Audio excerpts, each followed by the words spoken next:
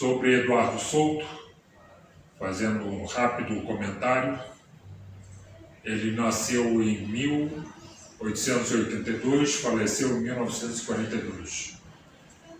Nasceu em Santos, São Paulo, e faleceu no Rio de Janeiro. Eduardo Souto não era apenas um compositor de música popular, ele era pianista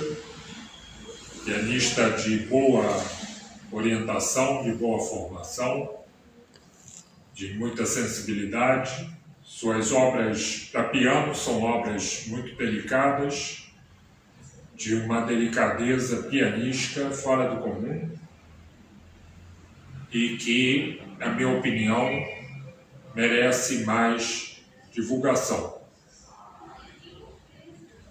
Então, nós vamos começar aqui com a sua obra-prima de 1919, o tango Despertar da Montanha.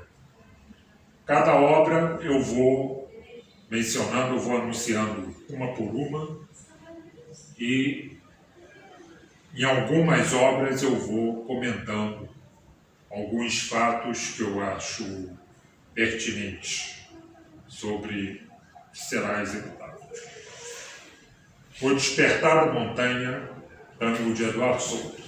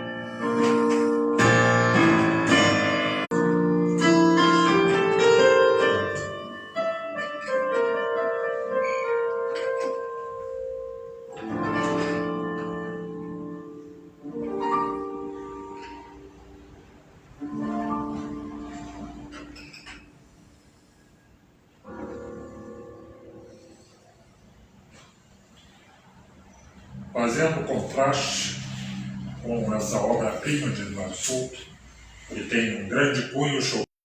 Os senhores que conhecem bem uma grande influência assim como Ernesto Nazaré, Eduardo Souto também foi fortemente influenciado por Chopin. Inclusive, aos 6 anos, ele compôs uma obra, uma peça, em que tem todo o estilo chopiniano. Mas o Despertar da Montanha é a obra definitiva desse compositor. Inclusive, tem uma letra que foi gravada pelo saudoso Vicente Celestino, ainda em gravação mecânica, 78 rotações, que antes não havia a gravação elétrica que todo mundo conhece, só a gravação mecânica. E o Vicente Celestino ele pegou todas as fases de gravação, e inclusive, que é uma coisa muito rara, né? Qualquer artista, você permanecer na mesma gravadora até o fim da vida. Três que permaneceram na RCA Victor: Vicente Celestino, Nelson Gonçalves e Luiz Gonzaga. Eu realmente não conheço outro que tenha tido uma permanência firme, né? Começa num, depois muda para outro. Se eu for aqui tergiversar sobre isso, eu levaria o dia inteiro. Então, voltando a Eduardo Souto, o segundo número que vai ser executado é um machixe que contrasta com o estilo romântico chopiniano, o Eduardo Souto, semi-erudito. Um machixe do qual ele, logicamente, foi tirar satisfação de alguém que tenha, no meu entender, provocado, alguma provocação que ele não gostou. Então, ele pôs o título, Não Mexa Comigo, Seu Honorado. E, aliás, eu, como intérprete, eu estendo esse título, porque o mundo está cheio de honorados por aí, então eu faço minhas esse título, que é um título oportuno até para os dias de hoje e para o mundo que nós vivemos, de pessoas que adoram provocar os outros. Não é só criança, adolescente, não. Adulto também, marmanjo, adora fazer uma gracinha, né? Vamos dizer assim, para não sermos... Não dizer que não fomos delicados. Não mexa comigo, seu honorado. Machista carioca.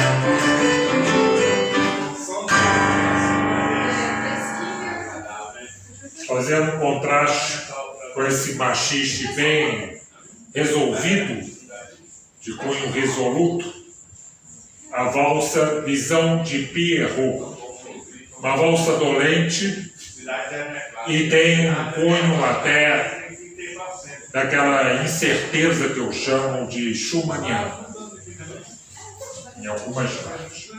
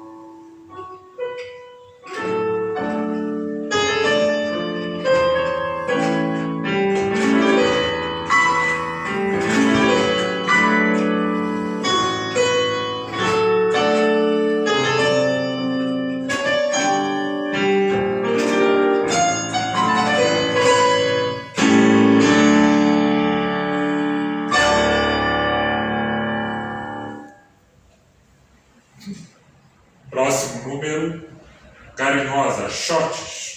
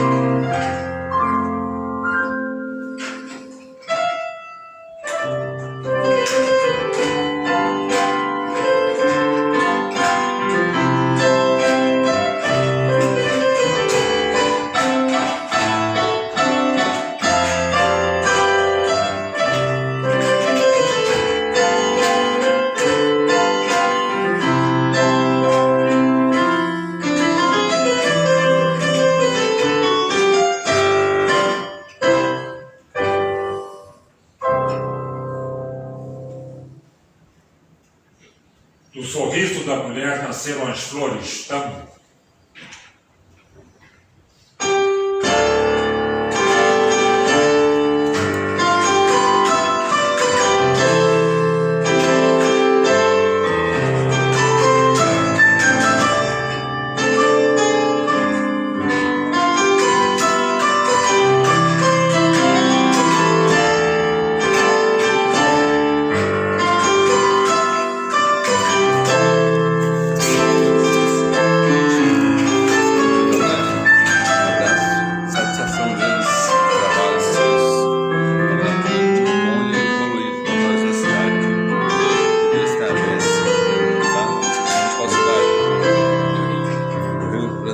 mineiros mesmo, trabalhadores.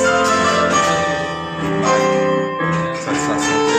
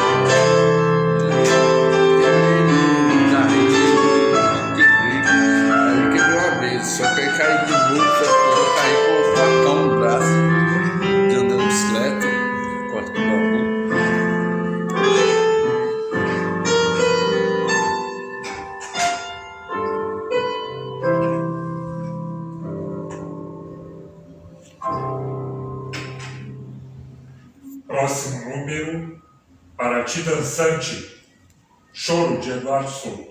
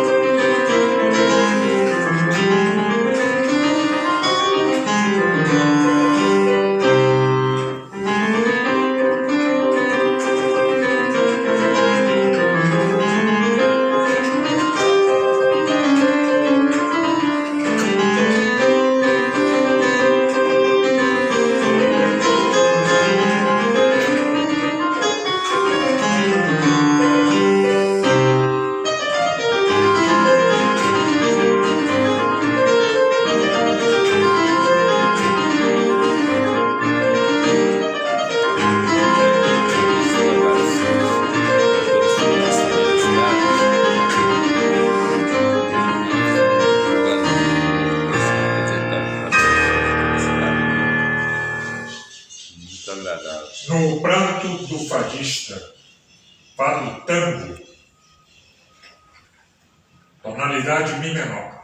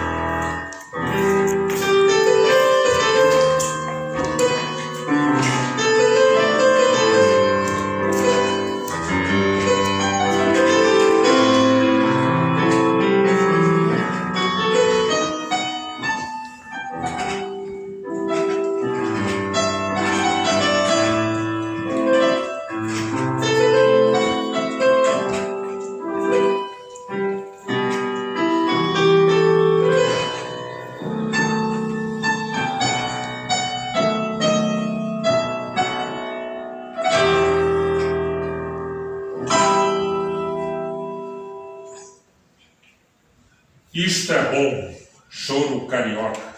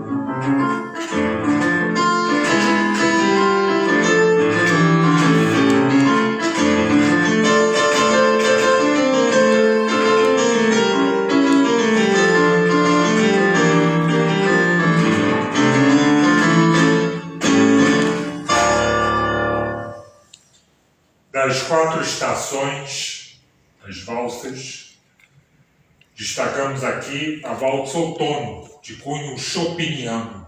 Observem, os senhores, o grande rubato, do começo ao fim, em 3 partes, que o compositor fomenta nessa obra, que para mim é a melhor das 4 valsas, das 4 estações de Eduardo Souto, que por ele composta.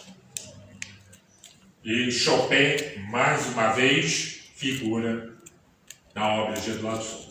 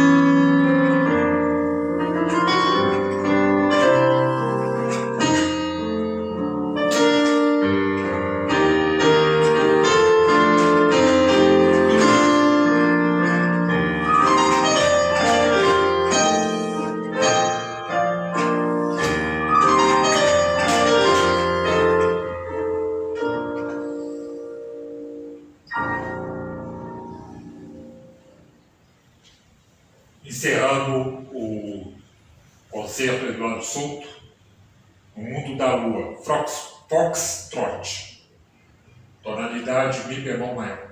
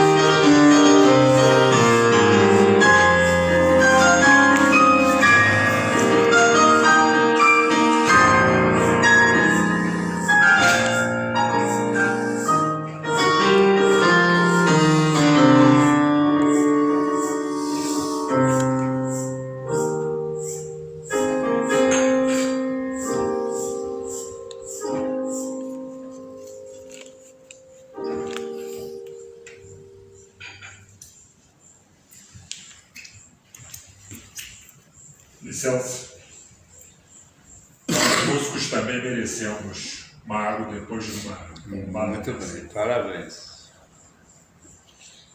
Muito bom. Quero agradecer mais uma vez ao secretário de Cultura, Santa Bárbara, Alexandre Mota, pelo apoio e apreço a minha arte, 43 anos de carreira, que eu completei ontem. E isso é um programa que eu fiz, que eu estou repetindo aqui, do concerto que eu fiz na Escola de Música, na Estação da Música, para os professores, alunos, diretoria e o secretário presente em pessoa. Então, meus agradecimentos dele ter acatado minha proposta de fazer essa gravação. E aqui realmente vale a pena, numa cidade como essa, de paz, sem violência, tiroteio, etc. Né? Quem interessar, possa. Né? Então, sirva de exemplo aí para quem puser a carapuça na cabeça. Parabéns. Então, como eu já mencionei aqui, eu vou falar aqui os apoios. Prefeitura e Secretaria Municipal de Cultura de Santa Bárbara, desculpe. Alexandre Mota, secretário de Cultura. Academia de Música do Brasil, Luiz Roberto Trens, crítico, musicólogo, paulista, presidente, fundador, a qual faço parte, sou acadêmico e conselheiro perpétuo da mesma. Líder Hotel, agradeço a Dona Isabel pelo apoio e a hospedagem prestada ao meu discípulo Rodrigo, que está fazendo a filmagem, Rodrigo Coelho. Parabéns. Violonista, advogado, professor. Eu agradeço também a apoio cultural, não deixe de ser. Espero que em breve ele firme aí no cartório a sua logomarca de produtor, que é muito bom e eficiente. Restaurantes Paladar e Varanda. Mix Utilidades, Xerox e Impressões. E Farmácia Santa Bárbara. Meu muito obrigado nessa segunda resta. E nós vamos aqui encerrar, fazer uma saideira. Isso. Restaurante.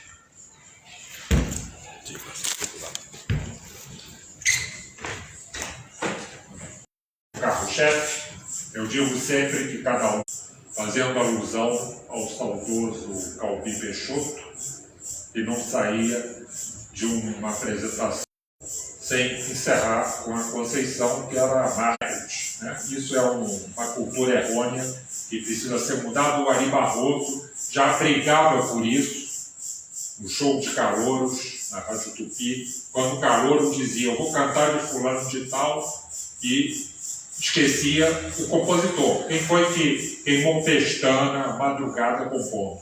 Né? Então, ele ficava danado da vida, eu também fico.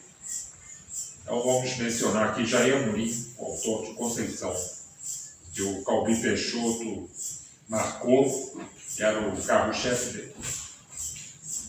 Então, como eu dizia, cada um tem a sua Conceição.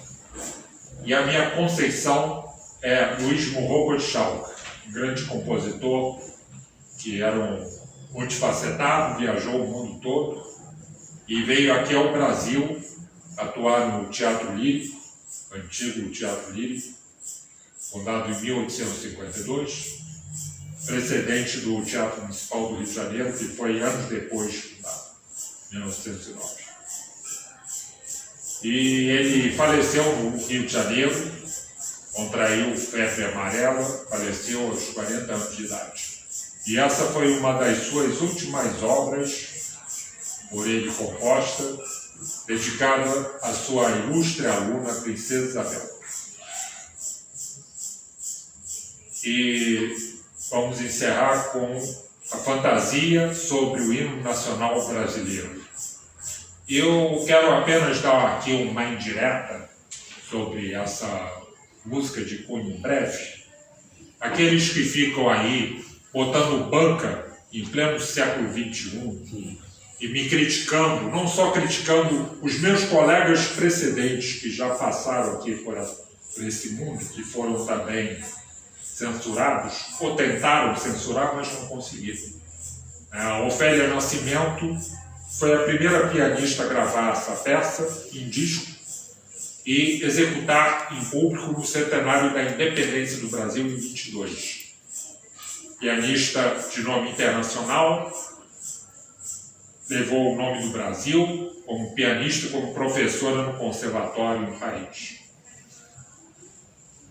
E a segunda pianista foi Guiomar Novaes, que internacionalizou a obra e gravou 2 gravações, uma mecânica, como eu comentei, no período do início dos 78 rotações, e a outra foi gravação elétrica, na mesma RCA Victor, gravada nos Estados Unidos, e levou a obra pelo mundo todo, imortalizando a peça e sendo, logicamente, reconhecida pela sua interpretação.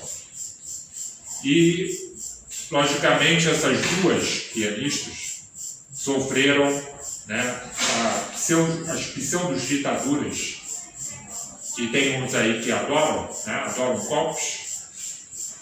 Primeiro, a ditadura getulista do Estado Novo, né, que foi a Ofélia de Nascimento censurada.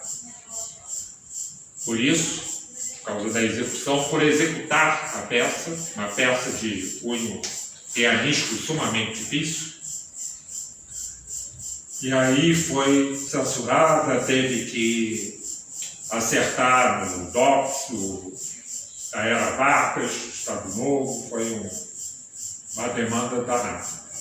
E a segunda foi Guiomar Novaes, na época da ditadura militar, na época do presidente Médici, então presidente da República, que até vencerem pelo cansaço, que a fantasia nada tinha a ver com esculhambar o hino nacional, uma coisa nada tem a ver com outra, ninguém estava fazendo arranjo de nada, estava fazendo uma peça de concerto. Rochalp fez uma peça de concerto, como Paganini fez uma peça de concerto sobre o hino inglês God Save the Queen. E os ingleses, que valorizam tanto o hino deles, não abriram o bico para reclamar. Então, por que houve isso aqui? Né? Esse rebuliço todo, é um absurdo. E até hoje ocorre.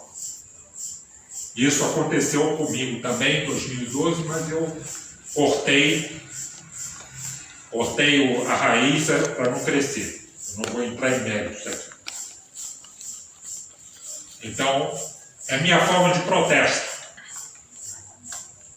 Porque meu trabalho aqui é incólume, é neutro. Não tem nada a ver com um time X ou Y. Se Guiomar Novaes e Ofélia do Nascimento não tiveram condições de enfrentar essas ditaduras, eu tenho condições de enfrentar quem quer que seja. Eu enfrentei um juiz aposentado em Niterói, num concerto meu, que reclamou sobre a minha execução da fantasia nacional de Rochalp. Eu faço sempre no final de cada concerto meu. O meu cavalo de batalha foi e será.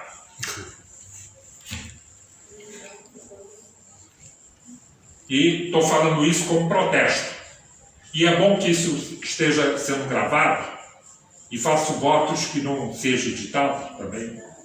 Eu quero que isso ocorra o Brasil todo, principalmente grandes capitais.